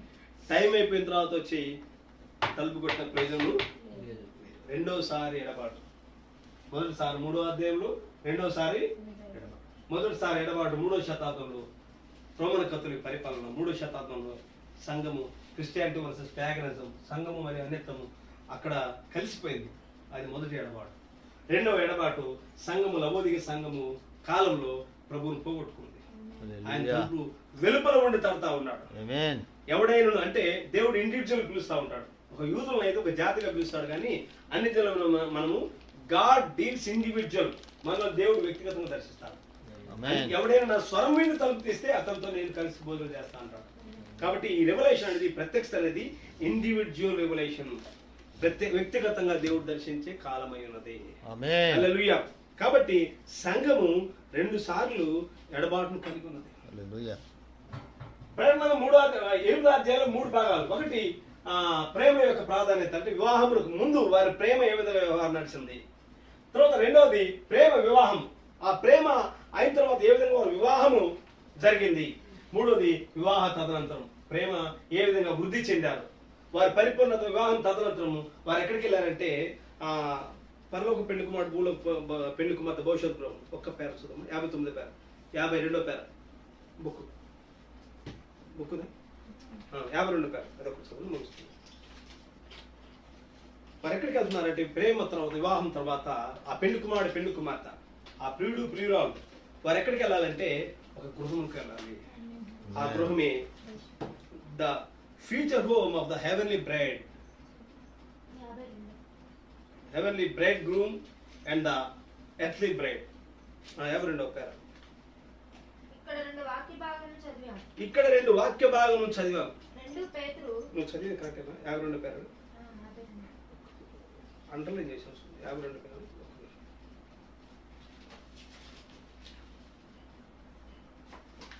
చదువు, ఇక్కడ అండర్లైన్ చేసి. పెండ్లి కుమార్తె యొక్క ఈ గొప్ప గృహము అది. హల్లెలూయా. భవిష్యత్ గృహం ఎక్కడో ఆకాశంలో లేదు. ఈ పెళ్లి కుమారుడు, పెళ్లి కుమార్తె భవిష్యత్ గృహం. వివాహం తదనంతరము వారు ఎక్కడికి వెళ్ళాలి? భవిష్యత్ గృహంలోకి వెళ్ళాలి. ఇస్సాకు రిబ్కాను కలుసుకున్న తర్వాత ఎక్కడ తీసుకెళ్లాడు? తల్లి అయిన షారా గుడారంలో తీసుకెళ్లాడు. అలాగే పెళ్లి కుమారుడు, పెళ్లి కుమార్తె వివాహము జరిగిన తర్వాత ఎక్కడ తీసుకెళ్లాలి? ఆయన భవిష్యత్ గృహంలో తీసుకెళ్ళాలి. అయితే ఆ భవిష్యత్ గృహం ఎక్కడ ఉంటుంది? అందరూ అనుకుంటారు ఆకాశం మీద ఉంటుందేమో. ఇక్కడ ప్రవక్త ఏమన్నా అంటే ఆ భవిష్యత్ గృహం ఎక్కడ ఉందంటే చదువు మరోసారి. ఏంది ఉన్నది? ఈ పెళ్లి కుమార్తె యొక్క ఈ గొప్ప గృహము ఈ భూమి మీదనే ఉండునని మనకు అర్థమవుతుంది. హల్లెలూయా. ఆ భవిష్యత్ గృహమే ప్రభు అన్నాడు, నా తండ్రి ఎంత అనేక నివాస స్థలాలు ఉన్నాయన్నాడు. హల్లెలూయా. There is a land that there are fairer than the day. నా తండ్రి ఎంత ఉన్న అనేక నివాస స్థలాలు. ఏంటి అనేక నివాస స్థలాలు? అక్కడ బిల్డింగులు ఉన్నాయండి. నా పేరు చూసుకొని వచ్చాను, నా డోర్ నెంబర్ చూసుకొచ్చాను. సిమెంట్ తో కట్టే బిల్డింగులు, కాంక్రీట్ తో కట్టే బిల్డింగులు అక్కడ ఉండవు. ఆ తండ్రి ఎంత ఉన్న నివాస స్థలాలే వాక్యం శరీరాలైనవి, థియోఫనీ శరీరాలైనవి. విశ్వాసికి సంఘములకు దేవుడు ఇచ్చిన థియోఫనీ శరీరాలు అవి ఎక్కడో లేవు. అవన్నీ ఇక్కడే భూమి మీద ఉన్నాయి. ఎవ్రీ డైమెన్షన్, ప్రతి డైమెన్షన్ కూడా ఇక్కడే ఉన్నది. ఆ గృహంలోనికి నువ్వు అడుగు పెట్టగలిగినట్లయితే, నీకు దేవుడిచ్చిన స్వాస్థ్యమైన థియోఫనీ శరీరంలోనికి అడుగు పెట్టినట్లయితే నీ జీవితం ధన్యమైనది. కాబట్టి పెళ్లి కుమార్తె పరలోక గృహంలోనికి అడుగు పెట్టాలి. వివాహం తర్వాత ఎస్తేరు వివాహం తర్వాత ఎక్కడ అడుగు పెట్టిందామా? రాజు యొక్క ప్యాలెస్, బానిసామా. వివాహం, రాజు వివాహం చేసుకున్న తర్వాత రాజు యొక్క ప్యాలెస్ వరకు అడుగు పెట్టిందామా. హల్లెలూయా. ఇప్పుడు తర్వాత రూతు బోయాజు వివాహం చేసుకున్న తర్వాత ఎక్కడ అడుగు పెట్టింది? బోయాజు యొక్క గృహంలోనికి అడుగుపెట్టింది. రాహాబు ఎవరు వివాహం చేసుకుంది? షల్మాన్. Very good. షల్మాన్ వివాహం చేసుకున్న తర్వాత ఆమె ఎక్కడ అడుగుపెట్టింది? ఇజ్రాయెల్ దేశంలో అడుగుపెట్టింది. హల్లెలూయా. అలాగే అన్య పెళ్లి కుమార్తెమైన మనము పరలోక పెళ్లి కుమార్తె క్రీస్తుకు వివాహం చేయబడితే నిత్యత్వంలో అడుగు పెడతాం. పరలోక పెళ్లి కుమారుని యొక్క భవిష్యత్ గృహంలో అడుగు పెడతా ఉంటాం. ఇవన్నీ ఆత్మ సంబంధ విషయాలు. ఇవన్నీ దేవుడి కృప ద్వారా తెలియజేయాలి. ఇవి పెద్ద పెద్ద సంఘాలకు వెళ్ళినా లేకపోతే టీవీ ప్రసంగాలు వెళ్ళినా ఎక్కడికి వెళ్ళినా ఇవి కాదు పొందుకోలేము. కానీ ప్రయాస పడు వాళ్ళ వల్ల పొందుకోరు వాళ్ళ వల్ల ఏం జరగదు కానీ కరుణించు దేవుడి కృప ద్వారా తెలియజేయాలి. కాబట్టి పరమగీతం గ్రంథం అనేది ఒక అద్భుతమైన గ్రంథము. పరమగీతం అనేది సాంగ్ ఆఫ్ సాంగ్స్. ఇది ఒక పరమగీతము. ఈ పరమగీతం అనేది హీబ్రూలో ఏమన్నారంటే సిర్ హసరేమ్, అంటే గీతములకే గీతము, పరమగీతము. ప్రియుడు, ఇందులో ఉన్న ప్రియుడు ప్రభువు యేసుక్రీస్తు అయి ఉన్నాడు. ప్రియురాలు ఆయన రక్తం కాని సంపాదించిన వాక్యపు వధువు అయి ఉన్నది. హల్లెలూయా. ప్రభు మాటలు దీవించుగాక. పరిశుద్ధమైన పాదము స్తోత్రం. లేఖనాల్లో నుండి పరమగీతం గ్రంథంలో నుండి ఆయన ప్రభా ఈ దినం నాయన మీరు మాట్లాడిన ప్రత్యేకంగా మీరు మాట్లాడిన విధానానికి మీకు స్తోత్రం చెల్లిస్తున్నాను. ఆయన నిజంగా లేఖనంలో ధ్యానం చేయుడి అవి నన్ను గురించి సాక్ష్యం ఇస్తున్నాయన్నారు. ఆయన దావీదు అన్నాడు, నేను ధ్యానం చేస్తుండగా ప్రభా అవి క్రొవ్వు మెదడు నాకు దొరికినట్టుగా ఉన్నది అన్నాడు. ఆయన ప్రభా ఆ రీతిలో నాయన మేము మమ్మల్ని తీసుకొచ్చినందుకు మీకు స్తోత్రం చెల్లిస్తున్నాం. గొప్ప ఆనందం నాయన ఈ ధ్యానం చేస్తున్నప్పుడు గొప్ప నాయన ఆనందంలోనికి ఆ ఆనంద ప్రపంచంలోనికి తీసుకొచ్చినందుకు మీకు స్తోత్రం చెల్లిస్తున్నాం. ప్రభా ప్రత్యేకంగా ఆయన ఈ గృహము మీరు కనిపించేందుకు మీకు స్తోత్రం. ప్రభా ఎంతో మంది నాయన పరిచర్య ప్రారంభంలో వచ్చినప్పుడు చాలా మంది వెంబడించారు. కానీ ఆయన మాకు లేఖనాలు నెరవేర్చి మేము చూస్తా ఉన్నాం. నాయన ప్రభా యేసు మీరు పరిచర్యలో నాయన ప్రారంభంలో ఎంతో మంది వెంబడించారు. కానీ చివరిలో నాయన శిలువ ఘట్టం దగ్గరికి వచ్చినప్పుడు ఒక యోహాను మాత్రం నిలబడ్డాడు. పౌలు తన పరిచర్యలో ఎంతో మంది వెంబడించారు. కానీ తన పరిచర్యకు కిరీటం పెట్టి ఆ సమయంలో ఆయన కొద్ది మంది మాత్రం వేలం లెక్క పెట్టేవారు నిలబడ్డారు. ప్రభా ఆయన చిన్న పరిచర్యలో కూడా నాయన ప్రారంభంలో ఎంతో మంది వచ్చారు, ఎంతో మంది పొగిడారు, ఎంతో మంది ఆహా ఓహో అన్నారు. ఈ బ్రదర్ మీ మెసేజ్ తప్ప మీ ఎక్కడ వినలేమని అన్నారు. కానీ నాయన చివరికి నాయన ఈ కుటుంబం నిలబడింది. దేవా మీకు స్తోత్రం తెలుస్తున్నాం. వాక్యం పక్షి నిలబడ్డారు. వాక్యం పక్షి నిలబడి ఈ కుటుంబం ఈ బిడ్డలంతా ధనులని నేను నమ్ముతున్నాను. దేవానికి స్తోత్రం. ప్రభా నాయన ఈ కుటుంబంలో వచ్చిన నాయన ప్రభా అనారోగ్య సమస్యల నుంచి విడుదల కొరకు చేసినందుకు మీకు స్తోత్రం తెలుస్తున్నాం. మూర్తి బ్రదర్ నాయన ప్రభా నాయన మీరు అద్భుతంగా ముట్టందుకు మీకు స్తోత్రం తెలుస్తున్నాం. సిస్టర్ నాయన తాను ప్రార్థనలో సాక్ష్యం ఇచ్చింది. నాయన దేవా ఒక మనిషి వచ్చి ప్రార్థన చేసినట్టుగా ఆమెకు ధైర్యం నన్ను గురించిన్నారు. దేవానికి స్తోత్రం తెలుస్తున్నాం. అలాగే పవిత్రను తన బిడ్డలు నాయన ప్రభా అనారోగ్యం నుంచి విడుదల కొరకు చేశారు. ప్రభా మీకు స్తోత్రం తెలుస్తున్నాం. ఒక నాయనని విధవరాలు తన కుమారుడు చనిపోయినప్పుడు నాయను అంటే ఆనందం ఉండవలసిన ఆ గృహంలో మరణం ఉన్నది. కానీ ఆ మరణము ప్రవాహం బయటకు వస్తున్నప్పుడు జీవమైన మీరు వచ్చి ఆ మరణాన్ని తాకారు. నాయన అది మరలా జీవం పొందుకున్న దేవానికి స్తోత్రం తెలుస్తున్నాం. ప్రభా దావీదు అన్నాడు, ఆయన నన్ను మరణమునికి అప్పగించాను, ఆయన నన్ను కఠినంగా శిక్షించాను కానీ మరణమునికి అప్పగించలేదు అన్నాడు. ప్రభా మీకు స్తోత్రం తెలుస్తున్నాం. మీ నోటి ఊపిరిని బట్టి మేము జీవిస్తూ ఉన్నాం, మేము బ్రతుకుతా ఉన్నాం. దానికి స్తోత్రం. మేము తిన్నది అరగాలంటే మీ కృప అవసరమైనది. ఆయనకి స్తోత్రం చెల్లిస్తున్నాం. నాయని బట్టి మీకు స్తోత్రం తెలుస్తున్నాం. తన పనిని తన డ్యూటీలో రాకపోకలో మీరు కృపకాలు దయచేయండి. ఈ కుటుంబంలో మీరు కనికరించండి. వాక్యం లోబడి ఈ బిడ్డలు ఎంతో ధన్యులను మేము నమ్ముతున్నాం. మా ప్రవక్త నాడు మీరు ఇప్పుడు ఎక్కడ కలుసుకున్నా ఎవరితో కలుసుకున్నా నాయన వాక్యంలో కలుసుకోమని చెప్పాడు. నాయన మేము బంధుపరంగా రక్తపరంగా స్నేహిపరంగా ఇంకెవరి పరంగా కలుసుకోవడం వల్ల ప్రయోజనం లేదు. కానీ వాక్యంలో వర్తమానంలో వాక్యం సవాసం కలుసుకోవడం గొప్ప భాగ్యమైన దేవానికి స్తోత్రం. విత్తబడిన మాటలు బిడ్డలందరూ ఇక్కడ ఫలింప చేయండి, ముద్రించండి. సమస్త మహిమాగంత ప్రభావం పొందండి. యేసుక్రీస్తుని దివ్యనామమున అడిగి వేడుచు ప్రార్థన చేస్తున్నాము. ఆమేన్. గట్టిగా చెప్పండి ఆమేన్.